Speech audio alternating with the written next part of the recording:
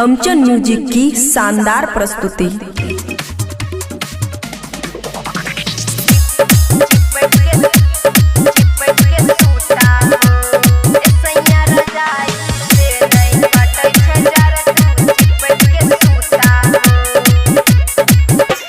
सैया रजाई से नहीं कटे छे जर तू चिपक के सूता हो, चिपक के सूता हो। हे सैया रजाई से नहीं कटे छे जर तू चिपक के सूता हो, चिपक के सूता हो। सैया लिपट के सूता हो, सैया रजाई से नहीं कटे छे जर तू चिपक के सूता हो। सैया रजाई से नहीं कटे छे जर तू चिपक के सूता हो।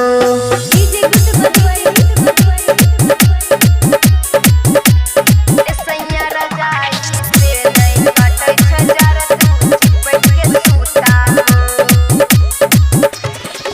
जार से थर थर काँप दहिया देने तू गरमाई, काम न कोनो करे तोहर रसून तेल लगाई। यारो साटा हमरा भीरी देसे दे साटा बा, माना हमर बात सैया जल्दी कोरा में चिपकाला।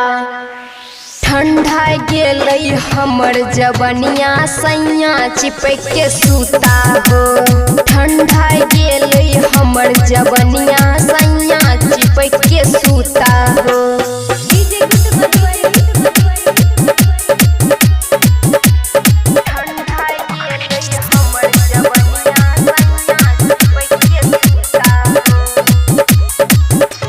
लागे बोरी जार हमरा चोली के भीतरिया, छान कोनो काम के तोहर चादर रजैया।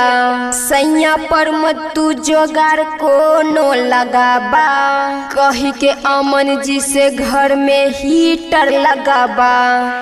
दूरे रहा नहीं तू पलंग पर सट के सूता हो, सैया रजाई से नहीं कटे छे जर तू चिपक के सूता हो। खुशी रिकॉर्डिंग स्टूडियो बलुआहा।